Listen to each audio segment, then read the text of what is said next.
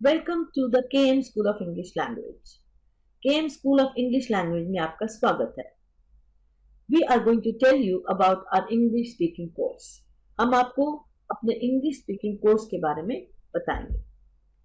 Before we learn to start speaking correct English, it is very important to have complete clarity about the basic elements of grammar because it is a fallacy or wrong information that we do not need to know grammar if we have to learn to speak proper English. Any language, if we have to start speaking it, we must have some clarity about the basic elements of grammar of that language. So, इससे पहले कि हम सही English बोलना सीखें, grammar के बुनियादी तत्वों के बारे में हमें पूरी स्पष्टता होना बहुत महत्वपूर्ण है, क्योंकि यह गलत फहमी है कि अगर किसी भी लैंग्वेज को बोलना सीखना है तो उसके ग्रामर के बारे में हमें जरूरत नहीं है, मतलब उसके बारे में जानने की नहीं। बहुत महत्वपूर्ण है कि हमको उसके बारे में जानकारी हो। So in this course we will first learn the usage of basic grammar before we start speaking correct English. So only the basic grammar elements we will learn so that we are aware how to use them while speaking correct English. तो हम सही English बोलना शुरू करने से पहले इस course में बुनियादी व्याकरण या ग्रामर का उपयोग सीखेंगे, जिससे कि हमें पता हो कौन सा शब्द कहाँ लगाना है, किसकी जरूरत कहाँ है। यह बहुत ही महत्वपूर्ण है। Welcome back. In the previous videos we had spoken about noun and pronoun. Now we'll begin with adjective. And after adjective, we will also learn about verb, modals, which are also called helping verbs, tenses, subject verb agreement, adverb, articles, preposition, conjunctions, and interjections. I must remind you that this is a very basic knowledge which I am imparting about the various elements of grammar. ये grammar की बहुत ही basic knowledge आपसे मैं साझी कर रही हूँ। Detail में आपको क्लासेस अलग से लेनी पड़ेंगी। We start with adjectives.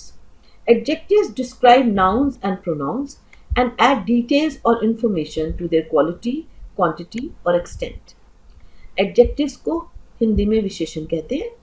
विशेषण संज्ञा और सर्वनाम का वर्णन करते हैं, उनकी गुणवत्ता, मात्रा या सीमा में विवरण या जानकारी जोड़ते हैं। Kinds of adjectives. Today we will talk about indefinite adjectives. Indefinite adjectives are words used to describe nouns in a non-specific or general way.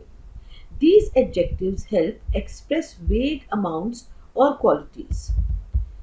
Common examples include some, any, few, little, many, several, all, each, every, another, other, enough, both, either, neither, various, much, etc. Examples: some boys submitted their homework. Do you have any questions? Few kids came for the dance class.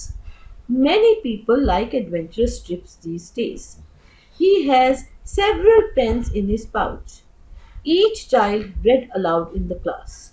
There is enough food for everyone. Indefinite adjective अनिश्चित विशेषण के नाम से जाने जाते हैं। वे शब्द होते हैं जिनका प्रयोग संज्ञाओं का अनिर्दिष्ट या सामान्य रूप से वर्णन करने के लिए किया जाता है। ये विशेषण अस्पष्ट मात्राओं या गुणों को व्यक्त करने में मदद करते हैं। सामान्य उदाहरण है कुछ, कोई, थोड़ा, अनेक, सभी, प्रत्येक, अन्य, पर्याप्त, दोनों, कोई नहीं, विविध और बहुत कुछ। उदाहरण के लिए, कुछ लड़कों ने अपना होमवर्क जमा कर दिया है। क्या आपके कोई प्रश्न हैं? डांस क्लास में बहुत कम बच्चे आए थे। आजकल बहुत से लोग साहसिक यात्राएं पसंद करते हैं। उसके थैले में कई पेन हैं। प्रत्येक बच्चे ने कक्षा में जोर से पढ़ा। सभी के लिए पर्याप्त भोजन है। So today we talked about one element of English grammar. You may contact me, but remember, those classes which I take to teach you detailed grammar, I take lessons in detailed grammar, they will be paid classes.